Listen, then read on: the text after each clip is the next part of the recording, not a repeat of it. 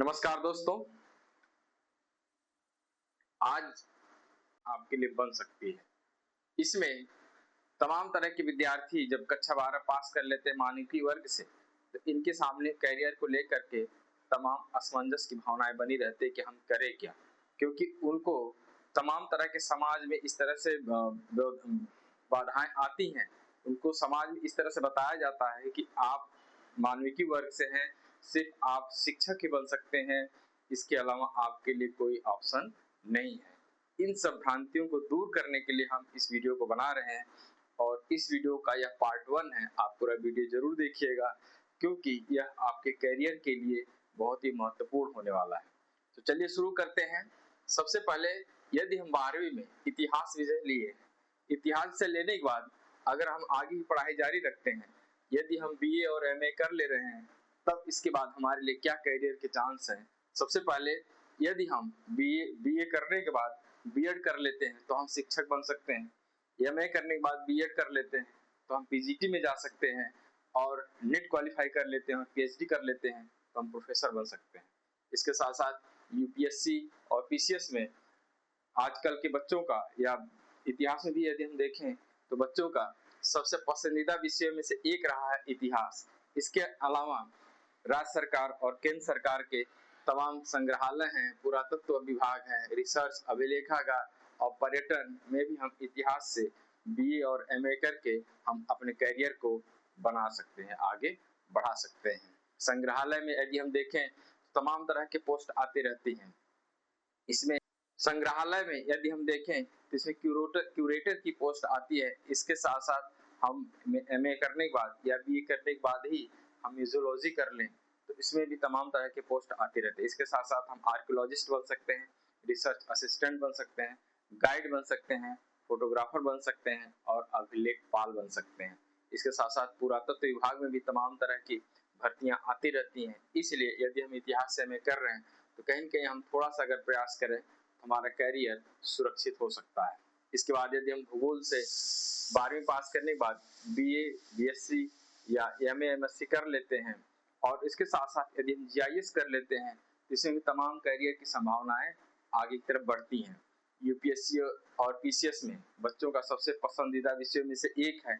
इसके साथ साथ हम शिक्षक बन सकते हैं, प्रोफेसर बन सकते हैं, जीआईएस कर सकते हैं, शहरी नियोजन, पर्यावरण सर्वेक्षण, रिमोट सेंसिंग में तमाम तरह के करियर की संभावना है। इसमें यदि हम देखें, अगर इनका हम विश्लेषण करें तो जीआईएस से हम डिजिटल नक्शा, इसके साथ साथ लोकेशन एनालिसिस, डाटा एनालिसिस, तमाम तरह की करियर की संभावना है। हम जीआईएस एक सॉफ्टवेयर होता है जिसको करने के बाद हमारे लिए इससे करियर की संभावनाएं बन सकती हैं।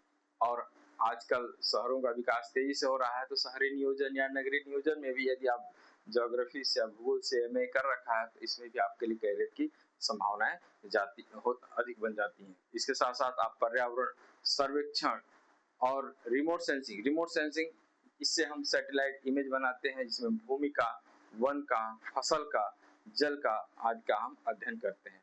इसके साथ साथ अर्बन प्लानिंग में शहरों का विकास कैसे हो रहा है, आवास का उपयोग, भूमि का उपयोग, तमाम तरह के हम जो है इसमें भी हम करियर बना सकते हैं। और भूगोल से एमए करने के बाद या बीए करने के बाद हम कार्टोग्राफर बन सकते हैं। कार्टोग्राफर का काम होता है मानचित्र तैयार करना और इसके साथ साथ हम डाटा एनालिसिस में भी हम अपने करियर को बना सकते हैं। इसके बाद हम भूगोल से एमए करने के बाद रिसर्च असिस्टेंट की पोस्ट पे भी हमारा सिलेक्शन हो सकता है, चयन हो सकता है। ठीक है, इसके बाद हम आगे बढ़ते हैं। राजनीति विज्ञान में हम यदि हम इंटर से पास हो रहे हैं, इसके बाद बीए और एमए कर रहे हैं तो हम यूपीपीसीएस और यूपीएससी और पीसीएस में यह लड़कों का या छात्रों का यह सबसे पसंदीदा विषय रहा है। इसके साथ साथ हम शिक्षक या प्रोफेसर बन सकते हैं। नीति निर्माण में सरकार अधिकांशतः शिक्षा संबंधित, स्वास्थ्य संबंधित जो नीतियां बनाती हैं, यदि आप राजनीति विज्ञान में अच्छी जानकारी रखते हैं और आपके पास उपाधि है या डिग्री है तो आप सरकार के साथ मिल करके नीति निर्माण में भी कार्य कर सकते हैं। इसके साथ साथ इंटरनेशनल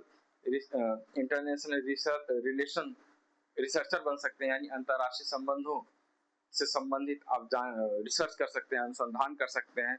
और इसके साथ साथ भारत सरकार ये जो विदेशी नीति बनाती है, इसमें भी आप राजनीति विज्ञान में यदि आपने एमए कर रखा है तो आपके लिए काफ़ी फायदेमंद होगा। इसके साथ-साथ जो हम फॉरेन पॉलिसी सरकार बनाती है और इसमें भी राजनीति विज्ञान में यदि आपने एमए कर रखा है तो यह आपके लिए काफ़ी फायदेमंद होगा।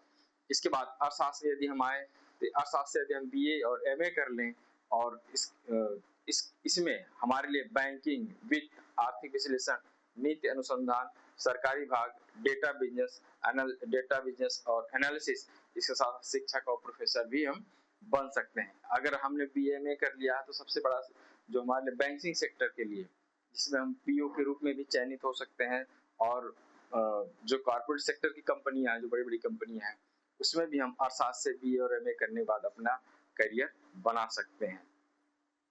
इसके बाद यदि हम समाजशास्त्र से बीए और एमए किए हैं तो यह यूपीएससी और पीसीएस के लिए तो अच्छे विषय है। यह छात्रों का जो है चयन के लिए बहुत ही अच्छा विषय है। इसके बाद हम सामाजिक सोच यानी समाज में शिक्षा का क्या प्रभाव पड़ रहा है, समाज में बेरोजगारी क्यों बढ़ रही है, जनसंख्या क्यों अधिक बढ़ रही है, माइग्रेशन क्यों अधिक हो रहा है, तमाम तरह के हमारे लिए शोध का विषय बनता है। इसके साथ साथ तमाम शिक्षा संबंधित, स्वास्थ्य संबंधित, रोजगार से संबंधित, महिला सशक्तिकरण संबंधित तमाम एनजीओ काम करते हैं और इसमें भी हम मिलकर के इसमें काम कर सकते हैं। सीएसआर या कारपोरेट और सामाजिक नीति, एचआर ह्यूमन बिहेवियर से संबंधित है और इसमें हम जो है लोगों के साथ यानी इसमें मानव व्यवहार का अध्ययन होता है।